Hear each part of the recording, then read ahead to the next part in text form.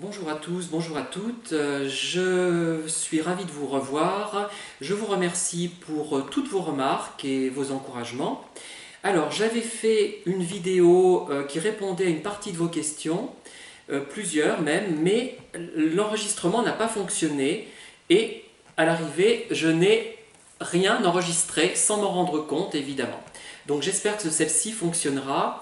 Et je vais aborder un autre thème puisque je n'ai pas l'énergie de reprendre toutes les vidéos que j'ai faites. Je voulais parler de l'homophobie et du rejet des homosexuels et j'ai peut-être une explication qui m'est venue à l'esprit. Alors, vous savez que quand on est homo, on se pose plein de questions sur soi-même et souvent on développe des lectures, des thèmes d'intérêt qui tentent de répondre à ces questions, ou alors on développe une vie intellectuelle qui nous permet de supporter le rejet dont on fait l'objet. Enfin, le rejet est peut-être moins patent maintenant, mais je parle de mon époque, puisque j'ai 52 ans et demi quand même. Hein. Voilà. Donc, qu'est-ce qu'on va faire? On va se poser plein de questions.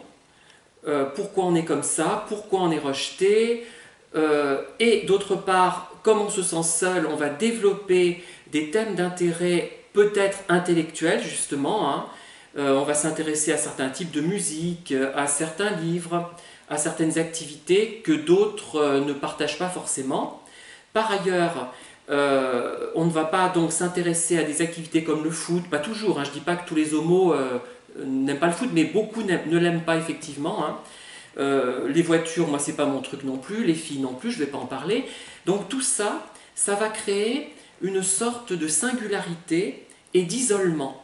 On n'aura pas les thèmes communs qui permettent d'entrer en communication avec les autres. Vous voyez ce que je veux dire?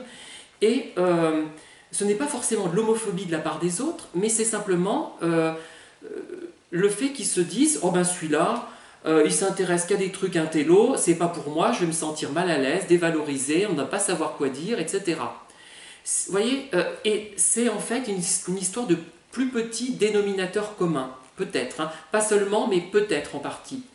Bon, alors c'est vrai que en général, en plus, les hommes hétéros, enfin ceux de ma génération, n'osent pas exprimer des impressions, des sentiments.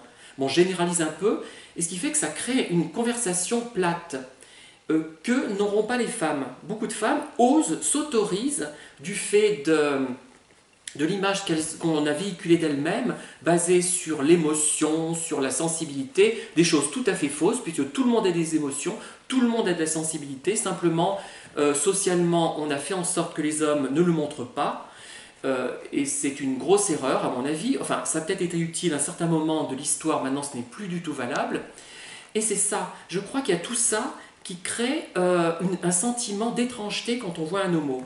Parce que en général, je dis bien en général, parce qu'il y a des homos qui aiment le foot, des homos qui aiment les voitures, il y a des homos qui n'ont pas du tout de thème intellectuel, mais en général, ils se posent plus de questions à ce niveau-là, et ça les isole, paradoxalement. Hein. D'avoir des connaissances, ça isole, puisque c'est une histoire de plus petit dénominateur commun. Et le plus petit dénominateur commun, au bout d'un moment, c'est le temps qu'il fait. Bon, en ce moment, on a envie d'en parler parce que c'est important. Hein.